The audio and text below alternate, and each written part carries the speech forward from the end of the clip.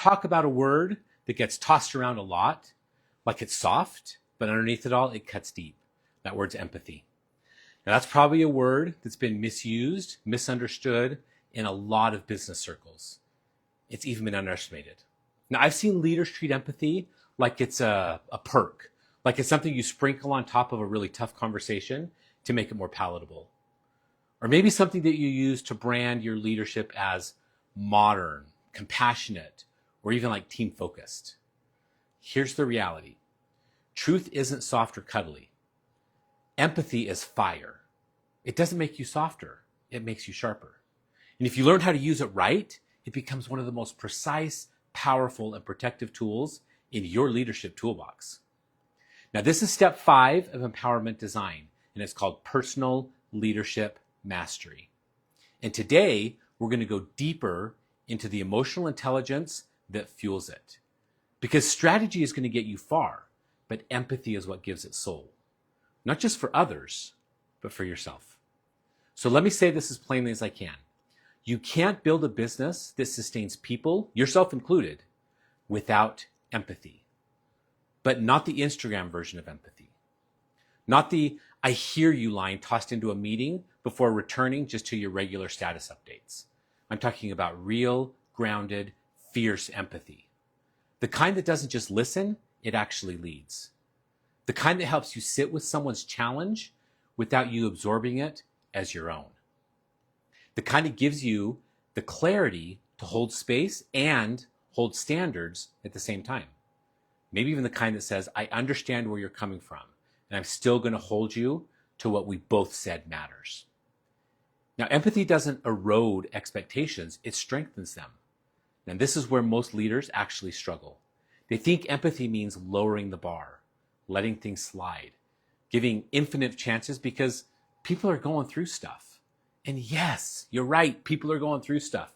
Your team, your clients, you. But leadership isn't about coddling struggle. It's about designing safety while still holding structure. Empathy allows you to do both at the same time.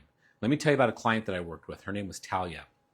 She ran a wellness brand with a small but really strong team of super powerful women who were passionate, committed, and deeply bonded to each other. But when one of her employees started missing deadlines and disappearing in really key critical moments, Talia just didn't know what to do. She said to me, I don't want to be the bad guy. I know she's going through a lot. And she was going through a lot. Personal health stuff, family stress, the works, all of it. But meanwhile, other team members were picking up the slack. Deliverables were late. And as you can guess, morale was slipping. And clients were starting to notice. So here's what I told her. Empathy doesn't mean saying nothing. It means saying something with depth and dignity. So I helped her script out a conversation that sounded something like this. Listen, I care deeply about what you're going through. I want you to have space to navigate it with integrity. But I also need to protect the health of this team, including you. And that means we need to co-create a plan that works for your life and for the company.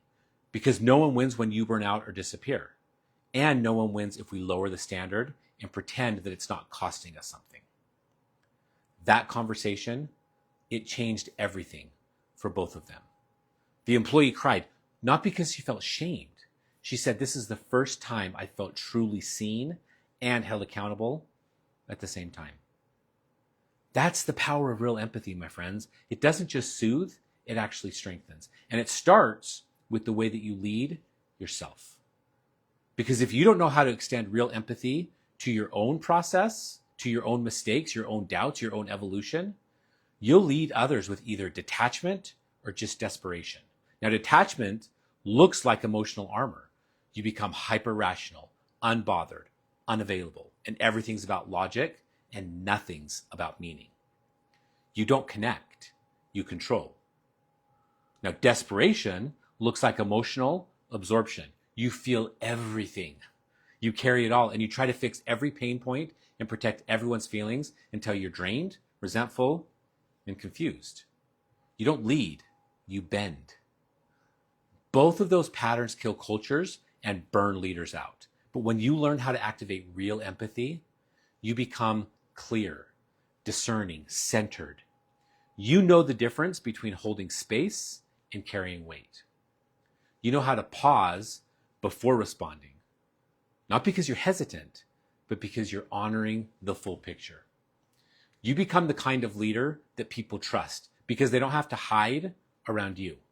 You make it safe to speak up without making it easy to opt out. And that balance, it changes companies.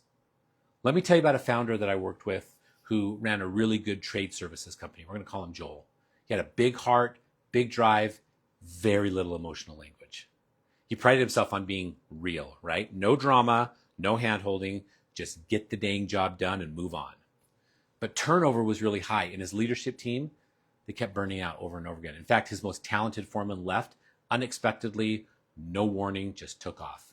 So when I sat down with Joel, I asked him, how often do you ask your team how they're actually doing?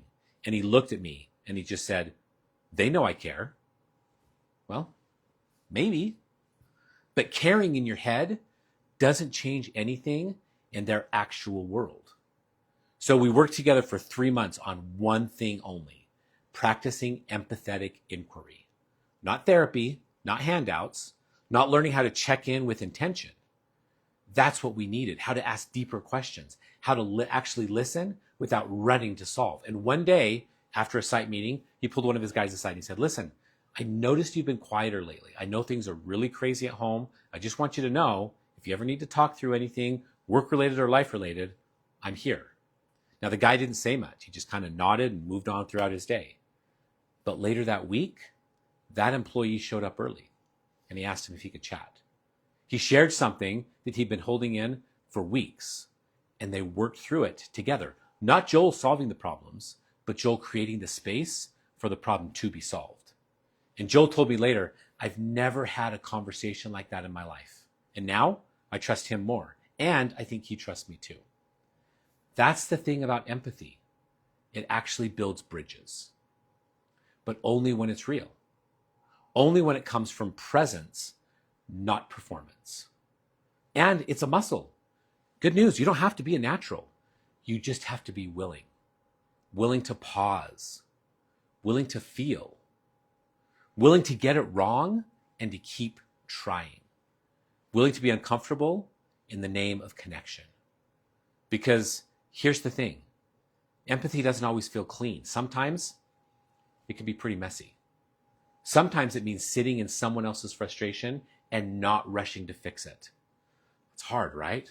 Sometimes it means hearing something about your leadership that just stings and then staying present instead of getting defensive.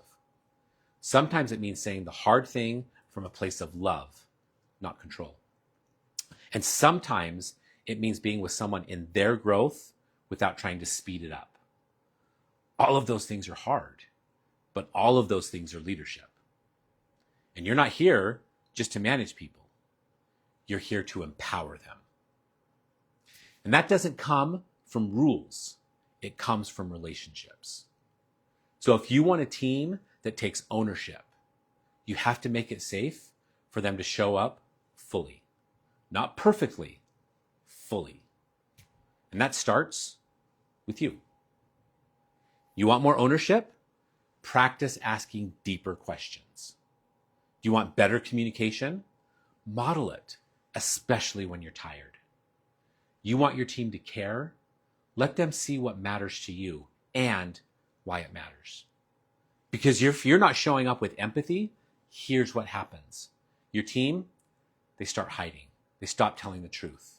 They start raising concerns, and they stop bringing you ideas. Sound familiar?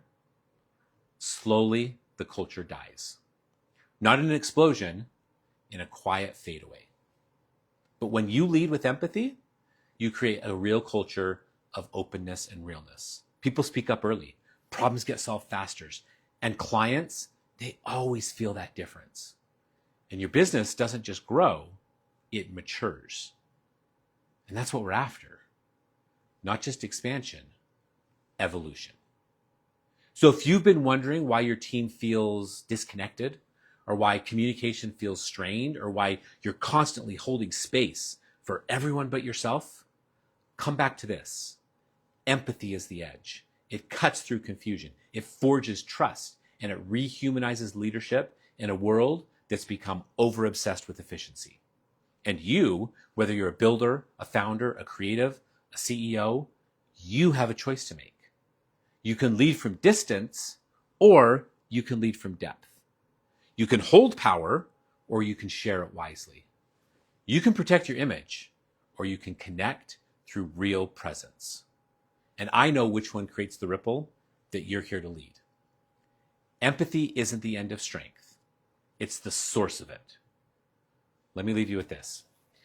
If you want to integrate this into your leadership, start small. Ask one deeper question this week.